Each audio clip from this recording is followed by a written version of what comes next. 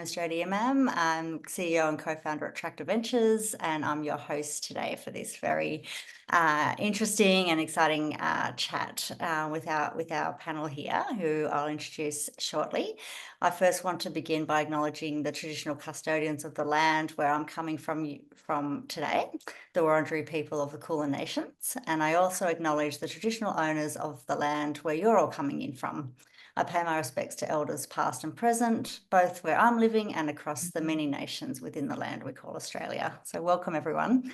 Very excited to introduce you to our panel. So we have Katrina Lawrence, who we're going to refer to as Kat today because we have two Katrinas. She's the Vice President of Enterprise at Dell Technologies across Australia and New Zealand. We have Katrina McCarter, who is the CEO of Marketing to Mums, Partnership Mastery, and KatrinaMcCarter.com. And Carrie Kwan, co-founder and executive manager at Mums & Co. So we have a great panel. It's going to be a really fun discussion, and we look forward to getting your questions as well towards the end. So I'm going to kick off with a question for you, Carrie. What inspired you to create Mums & Co, and how did your personal experiences as a mother influence your vision for the platform? Thanks so much for having me here today, and great to be here too. Look, the inspiration behind Mums & Co stem from my experiences as a mother and as an entrepreneur. I started Mums & Co back in 2016, and with the backing of the IAG, which is Australia's largest general insurer, who was seeking to create this new value proposition that wanted to support mums in business. The website launched when I was 7 months pregnant and had a toddler in tow. That might sound a bit like I'm a special case, but it's not, because 1 in 9 women actually launched their business whilst pregnant, and about 3 in 10 whilst on maternity leave. So it coincided with some pretty monumental changes at that time. But I just felt so compelled to make a difference for women, so they didn't have to really feel like they were choosing between their families or their careers. So yeah, incredible opportunity to make that impact. And I had actually just come out of my first bootstrap startup, which was called Daily Addict, an insider's guide. And I knew how hard it was to get that off the ground, to find the customers. And when you don't have the right advice or the right support, it can feel really, really isolating. It can feel really, really lonely. The challenges of working remotely and coupled with that daily striving, which we call the juggle, it's a huge amount of mental load. And so I think that had to change. And being a mother for the first time, or being a business owner for the first time, it's super exciting, but you feel really vulnerable, and there's also considerable risk involved. So I wanted to help more mums in business feel sort of that psychological safety to take that step. And I wanted to create a community that respected both my identities as a mother and also as an entrepreneur. Yeah, amazing. Thank you, Carrie. It's amazing that the work you do. And I was absolutely the same as you, with 2 little ones and starting businesses at the same time. It's no mean feat. So all the support is really important. Thank you. Katrina, I'm going to come to you now. Can you tell us your key insights? What did you discover when you started marketing to mums, and how do you think the needs and behaviours of mothers and consumers have evolved in recent years? Oh, good question.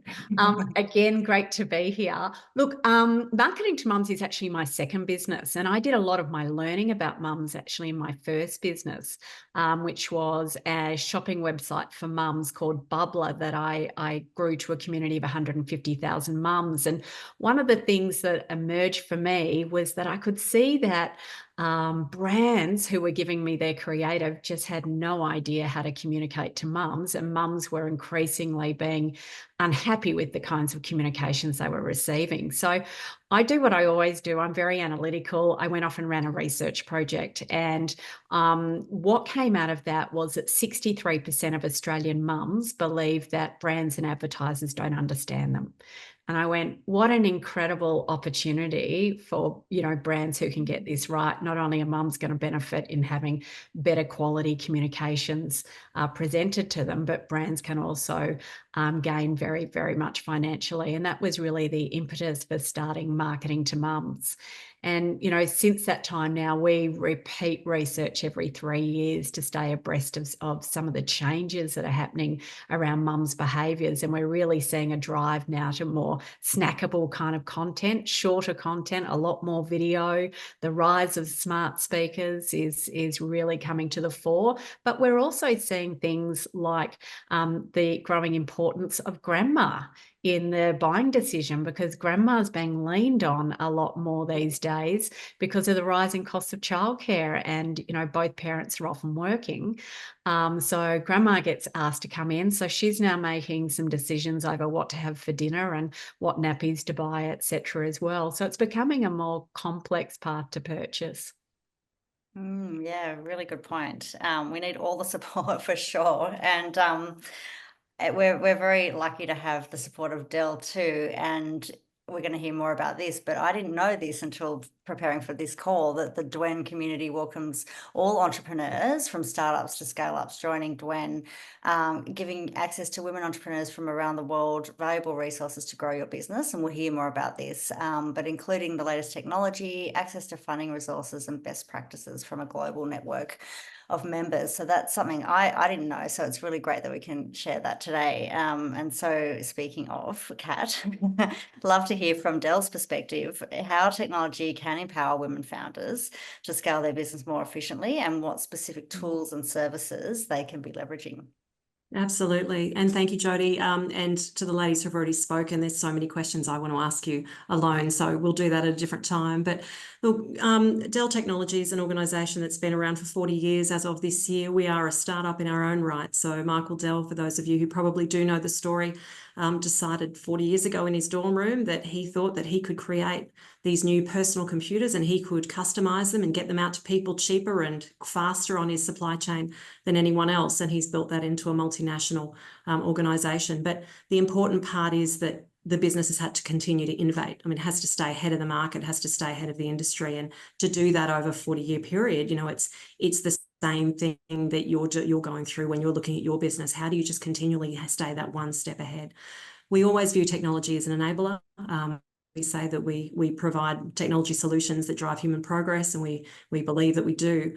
But in doing that, what do you take out of that really adds value and puts you ahead of others? I think the leveraging the network. So Jodie, you just spoke about the Dell Women's Entrepreneur Network. That is key for us. It was established in 2009. It has 100,000 members as of this year. So it was a big milestone that we hit there. And it's all about encouraging entrepreneurs to be the same as Michael Dell was 40 years ago, but with the backing that he probably didn't have at that time. But looking at women, because the women cohort, they have the least access to resources, to networks, to funding. So it's all up to all of us to stay together and work together to try and drive that forward. If we look at the pure technologies that we believe that are going to be the most pertinent moving forward, absolutely you hear artificial intelligence all the time for whatever that might mean, because it means something different to everybody. And data analytics. So how do you grab the data that comes out of your business to understand your market better, to understand your customers, their demographic, their buying cycle? We know our customers buy from us differently than they did 5 years ago, 10 years ago. So they expect us to be meeting them at a place that makes sense. And Carrie and Katrina have really kind of referred to that as well, as how do you market to those right people? But also those data analytics, how do I continue to innovate by knowing what my customers want? So I guess we can talk a little bit more about that, and I won't bog it all down now, but definitely artificial intelligence and data analytics we see as the two key areas of focus. Yeah, amazing. Thanks so much. Might stay on that topic of growth and come back to you, Carrie, now. Navigating growth as a founder. How did you balance the demands of growing a business while managing family commitments? And what advice would you give other women entrepreneurs facing similar challenges? Well, even evidenced by our panel today, realize that you're not alone, and being a successful founder, which apparently is at age 45, coincides with the same time as you're having a young family, so only a 10-year-old. It's just an average, but and as thrilling and rewarding as that journey can be, there's going to be some power imbalances, and that might be in the case of caregiving, in terms of your work environment and flexible requirements around that. even, working with bigger companies and your earning power. And if you're on maternity leave, it's going to be around, potentially superannuation, even access to that. So, I have lots of advice, but let me focus on 3 around your people, your co, as we call it. So I'll start with the husband or partner. And once you've chosen, the father of your child as wisely as you can, it's about being, I think, really intentional about the routines of each week. So, I have a super supportive husband, but we still take a lot of time each week to actually go, okay, this is what's happening a week ahead. I need support here. I don't need support here. I can step up, I can take the, do whatever needs doing with the kids. I have 2 boys, aged 10 and 8 at the moment. Amazing active boys, but very needy boys. So, and just having those conversations are so vital. Conversations about in the immediacy of your working and family life. But I think it's also stretching out to a future perspective. So it's actually about planning careers as a family and not as individuals. So even having those types of conversations where you say, right now, I need to step into this. I'm really passionate about trying this startup or this, new venture. And I may need some more support, over the next 3 years, or, and then you kind of plan the next phase of your career together. So yeah, I could say it's, not everyone has access to support and having sort of a shared domestic and child caring environment. So you've really got to lean on, I guess, the next piece of advice. It's a co-parent. So a co-parent to me is someone who you enlist as, if it's not the nanny or the grandmother, that, or grandfather, then it's a parent perhaps in the same school or sports club, and someone that you can rely on to help look after the kids and, of course, reciprocate. If I'm running late for school pickup, I've got an unspoken arrangement with another parent where they can take the kids home and I'll be, 15 minutes late to pick them up, and that's totally fine. They can actually act as honorary parent. There's so many school activities that I'd love to be there for, but I can't all the time. So it just helps, they can step in, they can take a great photo and I'll see that. They'll have someone that they can actually say, they were there for me. And, that really helps with that guilt that I think we often can face as working mothers. And so, yeah, find yourself a co-parent and, help each other there. And then from a co-founder perspective, even if it's unofficial, it's someone that you might have an agreement with where you can actually give them some additional workload, or they can cover when you need a holiday, right? And you can reciprocate that when they need to go on holidays. Maybe you can actually find an arrangement where you do share that. It's probably like a co-sharing role that bigger organizations take on. And lastly, of course, it's going to be around community. And that's leveraging any support networks. Don't hesitate to lean on some amazing support networks that are out there at the moment. I know Tractor Ventures has a wonderful community. Of course, there's Mums & Co. Whether it's your family, your friends, or professional networks, it's find those people that you can rely on, get advice, and know they're not doing it alone and you're not losing your marbles. Get that support that you need. Oh my gosh, that's such amazing advice. I just love how intentional you are with that sort of meeting with your husband as well and planning ahead. I think when I started my first business, which was called Occasional Butler, I had a newborn, brand new baby. As soon as he was born, we said we're going to launch this thing, and then a toddler, and didn't really know anything about anything. This is in 2012, and so there wasn't the ecosystem that there is today. But we just didn't even know about like the concept of an MVP. We just built the whole thing, and it got very difficult. Like it's so hard without that support and without being a bit intentional and acknowledging the weight of all of those roles at the same time. So I think that's, I wish I had spoken to you back then, Carrie.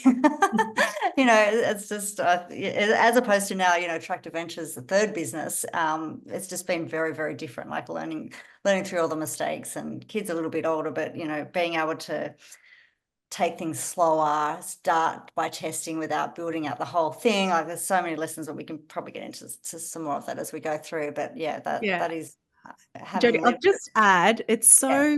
it's so reasonable not to know everything about everything in this parenting journey and the small business journey. So don't be so hard on yourself. And I think if you put those routines in place, you'll always have to change them. It won't be the same because like business milestones, your business needs different things. And it's pretty much going to be the same with the baby, the toddler, the primary school age kid, the teenage kid, the, university kid, the kid that just hangs around and you just can't, say goodbye. But yeah, you'll need to constantly review them and adjust and see if it doesn't work, be okay to change it. Yeah, that's so important. I mean, my co-founder at the time was also my husband, and now is no longer. So I think there's also preservation there on both sides of the coin. So really important to think and to not feel so guilty and think about ourselves too. Awesome. Katrina, can I ask you around the same thing around scaling and in particular partnerships, given that's your expertise? You've built such a strong focus on partnerships. So what advice do you give other women founders looking to leverage partnerships to grow their business? Oh, it's such a good question. I love talking about partnerships. I stumbled on them in my first business. So I launched that business in 2011. I was 39. I had 3 small kids under 5. No money, had to go off on capital raise and do the whole bit. But I had spent some of my shareholders' money in a fairly expensive print campaign, thinking that it was going to drive all of these customers to me. It was a specialist print campaign in a specialist paper targeting mothers, and I thought it was all going to be, roses, and absolutely nothing happened. And I reached out to another founder across the other side of Australia, and we exchanged our startup story. And on a whim, I said to her, "Hey, would you like to do a joint competition together? And the mode of entry could be to sign up to both of our newsletters, our databases." And she said, "I'm in, but see, how about we reach out to someone else as well?" So I reached out to the largest parenting community in Australia at that time, which was stay-at-home mum. And I said to Jodie, their founder, would she be interested in joining Belinda and I? She's got Mum Central. And we ran an incredibly successful 10-day partnership for a joint competition. And then I went, wow, I'm really onto something here, because I added 7,500 new members in 10 days. And to do that at the time with paid advertising would have cost me in excess of $10,000. So I was like, this was a complete revelation and a big game changer for me. So over the next 5 years, I repeated doing a lot of collaborations with other women in business, and I grew my first business to a community of 150,000 mums across Australia before selling that business. And I've taken partnerships into just as an ethos and a way of doing things. So much so that people tapped me on the shoulder about 5 years ago and said, "Katrina, can you teach me what it is that, how you do it? Can you get me some partners?" And I said, "I'm really happy to teach you, how I do it, so you've got that skill forevermore." And that's how Partnership Mastery came about. It's a training business. So in terms of my advice to anyone here today, where to start, because it's often a stumbling block with partnerships, start with your business objectives. Get really clear about what it is that you want to achieve in your business over the next 12 to 18 months, because every partnership you seek should be helping you get closer to achieving one of those objectives. Otherwise, it can be a complete waste of time. So absolutely, that's the one mistake I see a lot of people just doing. So please start with your business objectives. My next piece of advice would be around getting clear on what it is that you've actually got to offer a partner, what might be valuable. And when I'm working with people, we talk about developing like their asset audit, getting really clear around what's valuable, what's not. And then thirdly, I would say always lead with what it is that you can do for a partner, rather than pitching your partnership about you and your business, because they just become white noise. The ones that stand out for me are the ones where they're talking about how they see it working together and what it is that they could do to help me. So they're probably my 3 biggest tips, Jodie.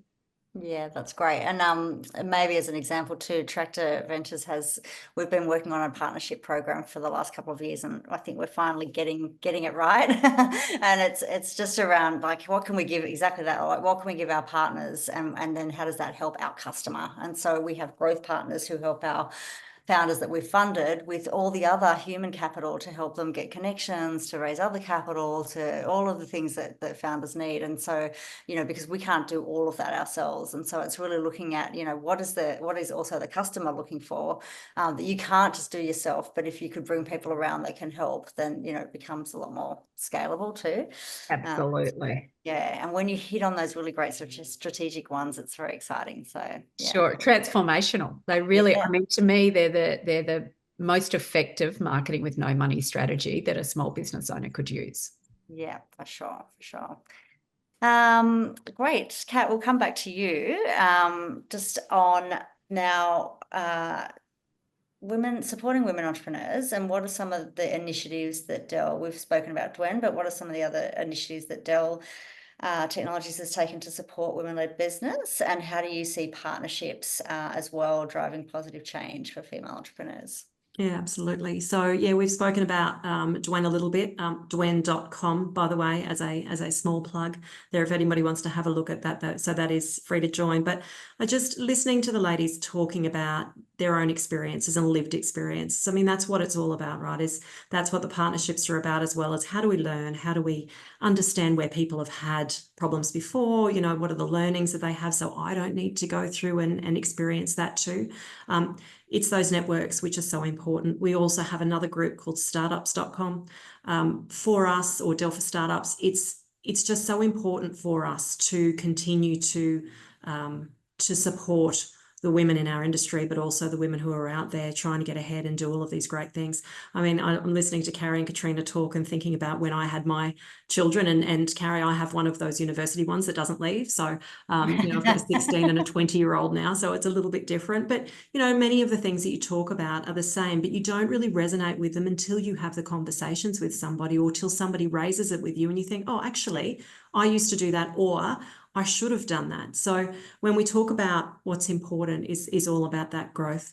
I think what's really important to talk about as well is when you're a founder, it's because you believe in a product or a service, and you've got something in your mind and you want to take that out to the market because you know that out there that's going to make sense to people. It's going to resonate. There's a future for that. But what you don't take into consideration at the time, or maybe you do, but the enormity of, then you have to become the chief marketing officer, you're the chief financial officer, you're all of these people, your security, you're everything, and you can't be everything and be perfect in all of those. You can absolutely try, and everybody will, but having the backup and the support of organizations where you've got that networking, you've got people to talk to, you've got inspirational people that you can listen to, I think that's what makes all of the difference.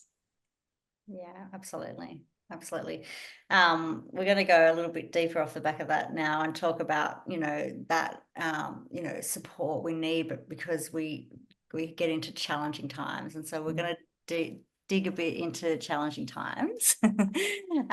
So Carrie, can you share a specific setback that you've faced during your journey and how you overcame it both personally and professionally?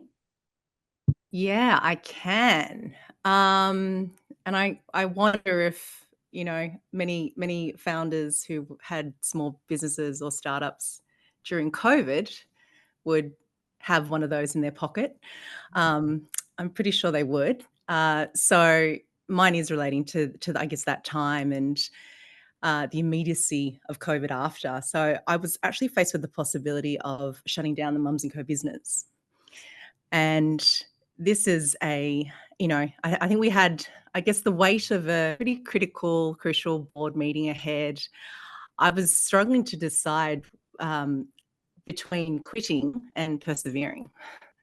And if you look at it in the context, we've been operating for about, I think, 4 years at this point. And I also just came out of another startup, which was probably about 8 years. So when I shared that, I just want to put some context. It's like 12 years of being a founder. And I didn't take that lightly at all. But I felt it. I felt the weight of, those that I employed. I felt the weight, of being, potentially labeled a founder that's not successful, because at that time there was a lot of perceptions around, to be a successful founder, you had to have a multi-million dollar exit, or, that's the only way you could be successful. It's not that you made a difference for so many years with so many people. Women in business, and startups, they employ more women. They employ probably an average of 5 to 7 women. But that wasn't where my head was at. And I guess I was just exhausted at that time. And over a few sort of intense weeks, conversations, soul searching, you're looking at all the different funding options that are available to you. And I had a chief of staff called Sarah Nelson at the time, and we were just working through lots of different options. And I remember one late night, and she just said these really simple words to me. And she said, "Pause, don't quit." And I know, in my world, it was just someone giving me the permission to say, you can get through this challenging time. Nothing's going to break. No one's going to die in the next 24 hours. Just switch off. So she really had my well-being at heart, and she gave me permission to have my well-being at heart as well. So I guess, that's the importance of recognizing when you're stressed that you can pause rather than quitting. And then it freed up the headspace I needed to have another game-changing conversation, and that was with a mentor and a friend called Peter Huynh. And he talked through and listened to me. He helped me get the narrative right for this critical board meeting. And the funny thing is, I actually had it all in my head, but he structured it in a way that gave me the confidence to then show up. And, of course, he gave some guidance. And so that type of independent advice, strategic advice, can be a game changer. And my learning from there was, bolster my strategic advisory board, like my own personal advisory board. And they might not have anything to do with the business. It might actually be just someone that you can open up to, that wing woman, in this case. So yeah, I think that's probably. And fast forward, Mums and Co has now had a successful exit. We were acquired by IG about a year ago. So that just means that we can continue to help the small business owning women of Australia, the mums that, are going through this phase. And we can make a pretty powerful duo. But I guess thinking back, that was the moment when it almost didn't happen. So I think, thanks for sharing that, Carrie. I feel like every startup has that moment at some point. Like every founder has that moment. I remember a moment for me in the first business, Occasional Butler, where I had set this spreadsheet. Like I was going to be getting these transactions. So Occasional Butler was a marketplace, just like Airtasker. And I'd set this expectation that over the next 5 years, we're going to be doing millions and millions of transactions, and then would sell the thing in 5 years' time for lots of money, and I'd go and retire. That was my set plan and expectation, having no idea of anything. And then like after we'd spent all our money building it, and then when launched it, and then waited for a customer, and it took like 3 months to get the first customer on because we had no idea. And then gradually we started to get more customers coming on, and butlers doing jobs, and then the butlers became customers, and we started to build this flywheel. But I got to a point at one stage where I was so anxiety ridden. I actually couldn't. I'd sit at the desk when my ex-husband finally helped me get out of bed. I'd get to the office and I was just so anxiety ridden. I couldn't actually work. Like I just was like this. I was so paralyzed by really what was my own expectation and just things not going to my plan. And it wasn't until someone suggested I meet up with Delia Timms, who had started Find a Babysitter, because back then marketplaces weren't a thing. So there wasn't other examples, but Find a Babysitter had existed. And Delia was kind enough to have a coffee with me. And, she talked about her experience and how it took her 2 years to build to a point of the transactions of which I was at, which was about 20 per week. And it was sort of like I got this just breath out. It's like, oh my God, this is actually not like, this is okay. This is normal. Or, someone like it just gave me permission to think that this is okay. And what I really needed was just that reset on my own expectation. And then I could think again. And then I got going with, our flywheel, and eventually we sold that business to Airtasker. So it's, there are moments that you do need to crunch through, and it's having those people around you for sure. I'd love to ask you now, Katrina, about some of your challenges, and I know I'm sure you've had these moments as well. And so, can you share a bit about your challenge? Oh, look, I have an ex-husband as well, perhaps not quite as supportive through my first journey, which I found quite challenging. So I was often up till 2 or 3 in the morning, really plugging away at my business because I've been looking after kids all day. I think I've had challenges in every single business that I've had. We all do. I think in my very first one, I once made a really big a bad call, and I represented a brand and business that didn't deliver the goods. So I was a deal site for families, and it was a party provider, and sold a number of parties for 3 and 4-year-olds. And my provider would call and to say that she was coming, and she'd never show up.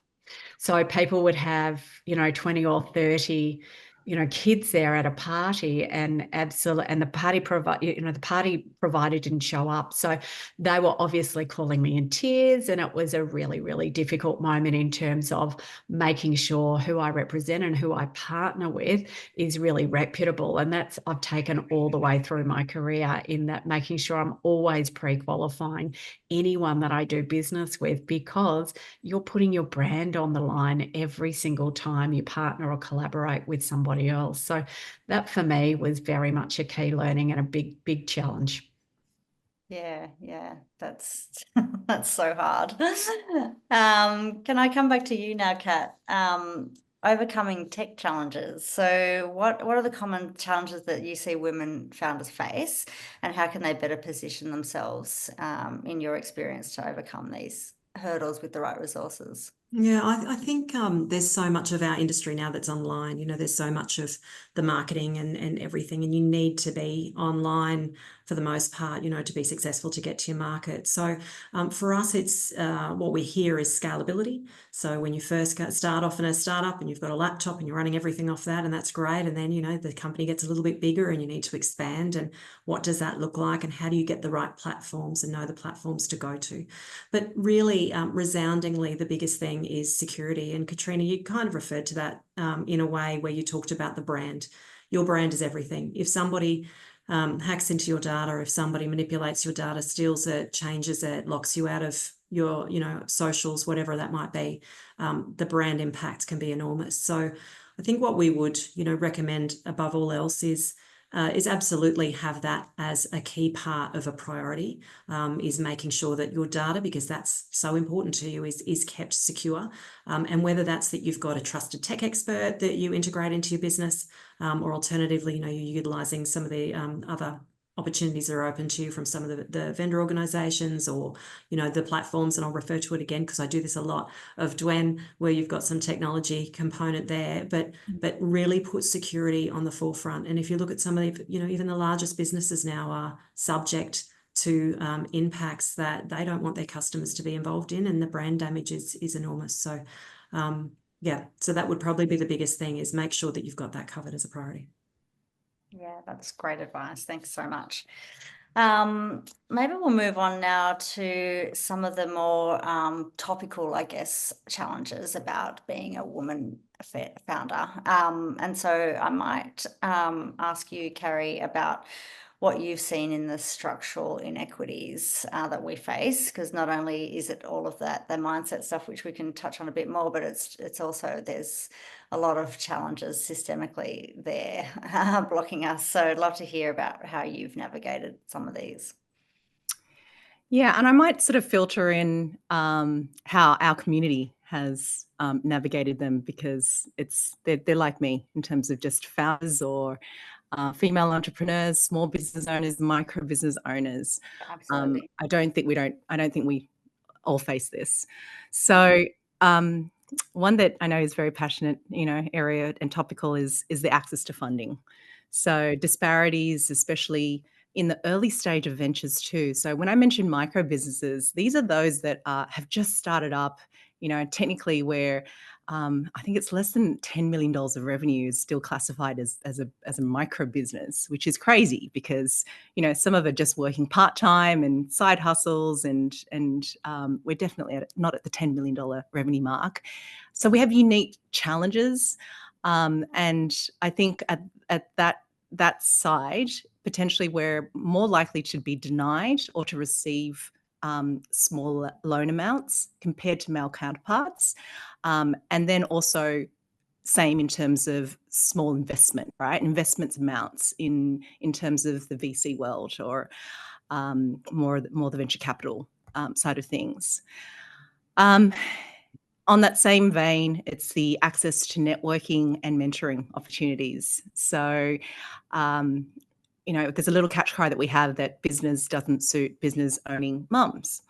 And it's because that, sometimes those networking opportunities are just not set up to appeal to our children who need to have dinner at that networking hour, right? They're not set up in the right capacity. We have to do drop-offs and pickups, and just having those sorts of networking opportunities that support that we have those caring responsibilities. They're just few and far between still. It's one of the reasons why we set up Be Empowered, which is currently in its sixth year on the 28th of November. And that is a conference that's held between school hours. You can dip in, dip out. We don't care if you don't have makeup on, just show up as you are, get the recordings if you need to, and you can't, because you're dealing with a sick child. We welcome all of that messiness. So it's access to the networking, the mentoring, understanding that we might be at different stages of our confidence, but we're no less capable. Right? No less capable. And then added to that is that caregiving predominantly still falls to women. So as much as there are some amazing supportive fathers out there, it still predominantly falls to women. And there are stereotypes around that. So, stemming from that is we need access to affordable and accessible childcare. We need to normalise and celebrate that men are taking parental leave. So there's a lot of work that we still need to do, but these are just probably some of the barriers that exist. Yeah, great. I think funding's a big one that I'm obviously involved in on a daily basis. And I was actually just mentoring a woman from currently doing an SBE accelerator program and talking about, often the businesses that we create aren't necessarily backable by investors. And when we talk about investors in this ecosystem, we talk mostly about VC. But what I like to talk about is that is one path, and the reason we're called Tractor Ventures is because we're not for the rockets, which the VC is. And rockets are exciting, and some of them land on the moon, but they're also very expensive, and a lot of them blow up along the way. And after 15 years in this ecosystem, we've seen quite a bit of that. And so I think for us women who might not actually have a business that's VC backable, it's not a rocket, it's not landing on the moon. Like, you're not going to be there ringing the bell on the NASDAQ with $1 billion company. That's okay. It's just not that model. So what you need to do is look for investors that are willing to have a different kind of return. There are angel investors out there that, they might have a really personal connection to the problem you're trying to solve, and finding them and getting them on your journey. And they might be happy with a 3 to 5x return, which you're also happy with over time, if you could get an exit at that kind of level. So I think it's just thinking more broadly about the type of investor you're looking for, as opposed to funding. Funding isn't like we can't get funding. I think we just got to be very mindful about the type of companies who will fund. And at Tractor, we fund a lot of women, and debt works for a lot of different purposes, particularly marketing and advertising. So that's a little plug. Come and talk to us at Tractor. I want to switch over to you, Katrina, now, just on this gender bias, and in particular with relation to marketing. So, I mean, have you faced challenges related to gender bias in your journey, and especially when it comes to marketing and securing partnerships, and how have you done? Yeah, it's a really good question. I probably haven't experienced it so much with partnerships, but certainly in marketing, I have. What I find is that there's a lot of brands out there that just don't understand the power of mothers as a consumer and as a buyer, whether that's in a B2B space or as a consumer. And so what I find happens is that we get knocked back in terms of you're just not as important. I went for speaking gigs and they say mums are too niche. Can you talk about something else? And I'm like, there are 6.2 million, Australian mothers. We're responsible for $132 billion in spending every single year. How on earth can we be too niche? But one of the dangers that I see with a lot of brands doing is that they rely very much on their agencies, and all the research shows you that the typical agency worker is often 27, male, and generally not a father. So they don't have any of that parenting expertise, and they don't have some of those insights. And it's the real nuances around mothers that are really important to understand if you're going to be successful. The other thing we find is that a lot of senior managers or account directors are having their budgets checked by senior management who are also older and male often, and so they rely on their experience of having children and being a parent from many, many years ago. And the mother of today has changed so much so that they can be quite out of touch. And what happens is that these brands and businesses really risk losing, having relevance for their brand. So they're kind of the two big dangers that I see out there. Yeah. It's really finding that alignment, isn't it, with someone who actually understands your business and what you're trying to achieve. What are you seeing, Kat, with trends in tech and entrepreneurship, and what should women founders try and stay ahead of, and how can they prepare for some of these challenges and changes? Yeah, I think we kind of spoke to it briefly before, that data is really key to being able to build your business and understand who your market is and taking it out to them. I mean, as Katrina was talking, it's very clear. You know who your market is. You know what that looks like. But do some of the other organisations know that? The fact that when you have data that you can access and you can develop insights from, you know who your target market is, right? So it makes you more powerful in that position. If we look at trying to, I guess, get a little bit more flexibility in your work as well, and more productivity, we spoke before about artificial intelligence. Well, there's so much to that. So how do we look at that, and what does that really provide?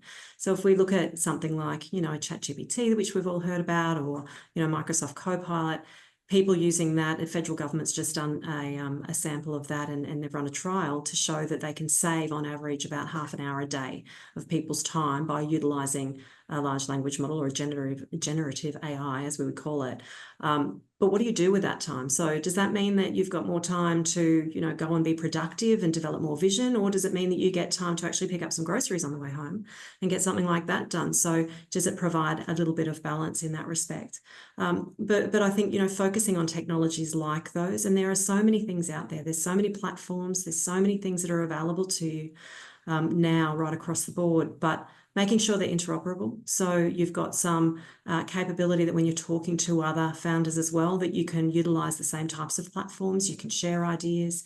You use things like Microsoft Teams that enables you to have collaborative document sharing. So instead of a document going out to 3 different people overnight and then having to combine all the results, you've got one document you're all working on together. Anything that you can use to increase or improve your productivity enables you to have more time out there to do whatever that might be, whether it's visionary or anything else. Yeah, absolutely. The right tools, and I think coming back to what you were talking about, Katrina, as well, really knowing the numbers and the metrics and the things that your business are really critical for yourself and the business sustainability and profitability, but also if you are talking to investors, being on top of those things is really critical.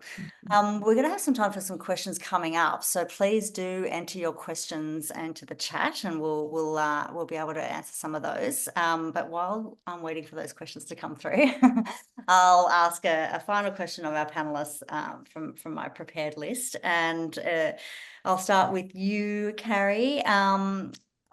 talking about community and tech, you're obviously building a strong community and you're using technology. So how do you see, I guess, technology shaping the future of community building for women founders?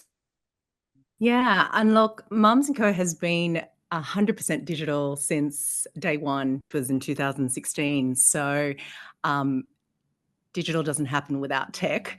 And we've always created experiences around or features around what women in business need through our sort of annual subscription. So that gives them access to networks.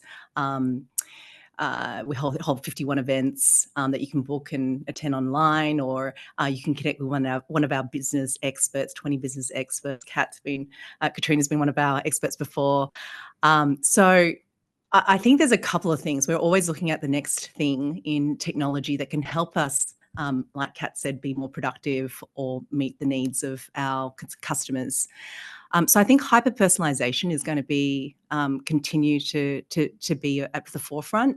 Communities like ours are really focused on personalized experiences. So whilst we actually have common requirements, we want to actually use data to actually tailor the content and the interactions with individual members.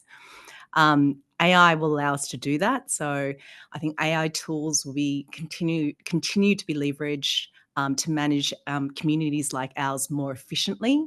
That might be through moderating content. It might be through providing those personalized recommendations that I just referred to.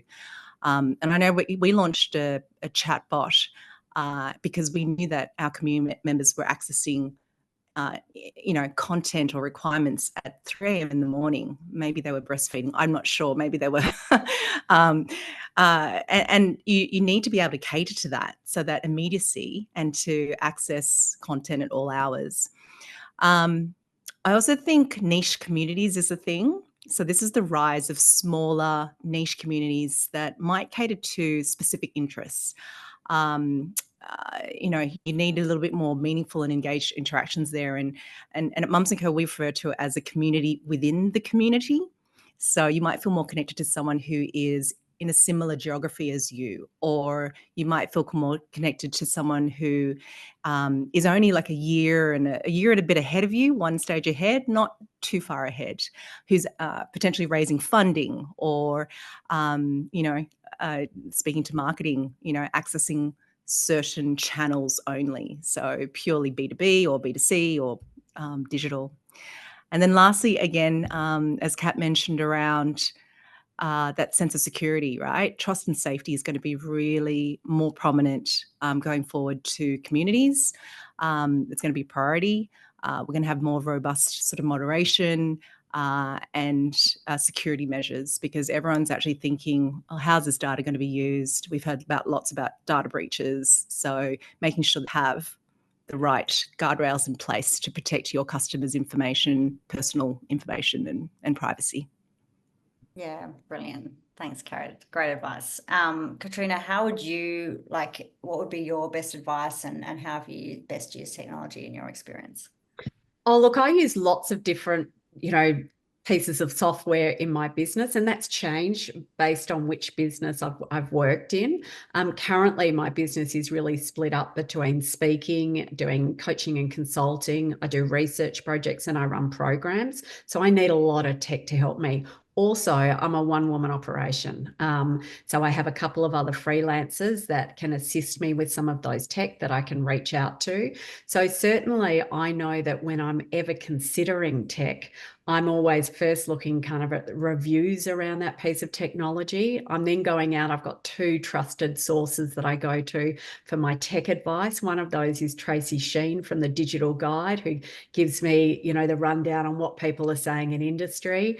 And I also refer to my partner, who is a real techie. Now, if it gets through those 2 banners, then I'm getting serious about having a look at it. And I speak speak more widely to find out how else I can how I can apply the technology. So for me at the moment, I'm in the process of having a look at simplifying some of my technology, actually, and I'm looking for pieces of technology that are going to allow me to get rid of some other areas of tech that I'm using. So I'm currently just putting on a CRM that we've been integrating for the last 3 months, and it's going to take us another few months to really have it fully integrated. That's going to then remove my need for a calendar. It's going to remove my need for an LMS, a learning management system. It will house all my communications with clients and prospective clients, and it will also take all of that newsletter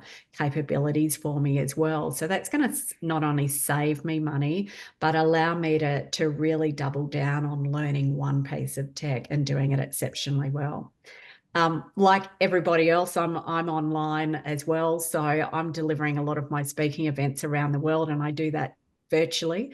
And some of those are really long. Like last week, I ran a 4-hour workshop for the US, all on Zoom. And for me, I'm looking at how can I create more engagement through those sessions. And it's very much things like Slido that allow you to interact with the audience and them to put in questions. When you're doing live presentations can work really, really well as well. So they're probably some of the ways, but I'm also looking for that productivity source. So one of the ones that I'm using on Zoom when I'm coaching is Fathom AI. And that's transcribing it all the conversation for me so that I can go through and do a really easy summary report for my client and send that straight over with the recording. So I really love that capability as well. So I'm excited by some of the improvements that AI will afford us as well. Wow, Katrina, I'm just getting a picture of you lying back on a sunbed soon. It's sounding very efficient. On the 23rd of December, it happened. It's not long away. Yeah. That's awesome. We've just started using Fathom as well. It's a great tool. Yeah. Just on work-life integration, Kat, one final question before we go to the questions, and keep them coming. Thanks, guys. From Dell's perspective and your perspective, how do you see technology enabling a better work-life balance for women? I always I love the work-life balance phrase. I don't know, it is what we make it, right? And or what we're able to do. And I think that as women, it's already been referred to, there's always a guilt. I'm either not investing enough time in my family or I'm not investing enough time in my work, and how do I do it the best? And I think we all manage as best as we can. I guess to that point, we've spoken about some productivity enhancements that you can utilize through technology. And so, certainly we're all doing that. But, it might be simple things. If you need to write a grants application, you think there's an opportunity for that, let AI do the basis of it. Let it do some of that basic structural stuff. And I think some people will sit there and they'll want to get all of the wording right. And I'm one of those people, I like to wordsmith everything from scratch. And lately I've been doing a brief of it, and then I put it into AI and I look at the outcome and think it's actually not bad. I still need to personalize it and change it to what I want, but it's probably saved me 10 minutes by just doing that. So why are we not using it more often? Back to the security piece, being a little bit careful about where you're doing that. Do it in an open system that's everyone's got access to all of your data, but you do that in a lockdown system, which is around a lot of these, private and personal tools that the other people have been speaking about today. So, there are ways that we can increase our work-life balance, but, trying to be kind to yourself through all of it as well, and understand that you're doing the best that you can. And I think that's probably still the most important part of any role that any of us take on. Yeah, excellent advice. Thanks, Kat. I'll take that as permission. Awesome. Okay, I've got some questions here. So what do you consider the most critical qualities for early hires in a startup, and how do you identify these traits beyond the resume? Who wants to tackle that one? That might be a good one for Carrie, because I've been pretty much a solo operator for, Yep. I'm really good at choosing freelancers, but not employees. So Carrie, maybe to you. Yeah, and probably similar still. I look for hunger and curiosity. So, a lot of people probably have heard us, the why, right? Why work for the why behind a startup or a business. You're trying to find the purpose, and that's a real motivator. But if you don't necessarily have all that motivation, I think if you have curiosity, that will definitely hold you in good stead. So if I'm looking for a new hire, I'm actually looking for things like intelligent questions. Are they really trying to understand our customer? What do they know about the problem? And maybe have quite a broad set of interests. It's not just in a niche area. So that, and then I think the hunger is actually, it's so important to a small business because we don't have excess capacity, excess resources, excess anything, right? So if we have a hunger to get things done, get them done fast, and are really, really keen to solve that problem of our customers or make them have a great experience and delight them, it's that I'm looking for that. They are really passionate about helping our intended customers and audience. The last tip I'll give is probably for a small business owner, I try to hire as slowly as I can. I know that sounds really weird. And maybe on the flip side, it's been around. It's hard to get to know someone, and it's then hard to potentially manage them out if you need to. So you're making big decisions because you probably only make one hire. Like I think back on my first years, I only made one hire in the first couple of years, right? So you want to make sure that person has got all the traits that you'd like to see and works well with your culture, works with your management style or your leadership style. So take a few chances to get to know them. So don't hire them on the first meeting, right? Have a coffee. Probation period is good for that too. You don't really know until you're in, but if you put a probation period in, it's not ideal to have to use it, but it's a tactic. Thanks so much, Carrie. So we've got a couple more questions. We've got 4 minutes left. Can we get some advice on how to access the mum community without coming in as pushy or salesy? Mums are potential customers and also mums in business. So looking at the B2B environment, can I just qualify? If you're looking at the B2B environment, I would without question have a look at partnerships and collaborations. So who has the communities of mums in business that you're wanting to sell to? And how is it that you could offer some value to them in exchange for what you want to do? A classic example might be, I might team up with Carrie and run a webinar on partnerships. Carrie is bringing that audience of prospective clients to, and I'm bringing the expertise around partnerships, or, so whatever your area is, there's a nice exchange of value taking place then between Carrie and myself. That is also of great benefit to Carrie's community. So most definitely, I think partnerships and collaborations are a great thing to explore. I would also say that women are super great networkers, and often you have some incredible relationships and prospective partners right under your nose, and I really encourage you to explore those. Yeah, great. Jodie, can I just add something very quickly there too, in terms of pushy and salesy, coming across in pushy and salesy. Yeah. I don't think you can be pushy and salesy if there is a fit. Yes. Right? If you're already giving some value, if you're helping a mum solve a problem, don't assume that you're being pushy or salesy. I know that sounds I think there's this stigma around sales, and of course no one loves being, no matter who they are, they don't like being sold to. But if you can help us understand our pain points, if you can help us understand what journey we're on and what we need at that time, you'll be surprised, because that's probably your product or solution is exactly what we need. Yeah. So introduce it to us. Take my money. Yeah. Yeah, take my money.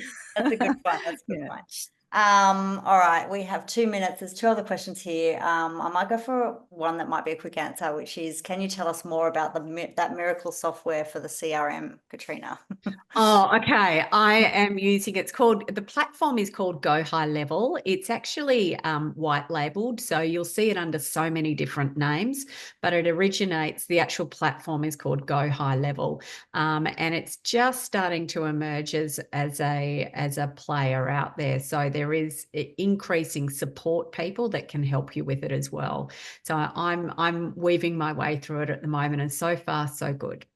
Awesome. Thank you. Okay, we've got 1 minute or less left, so I'm going to wrap it up now. Thank you so much for attending today, everyone who joined us.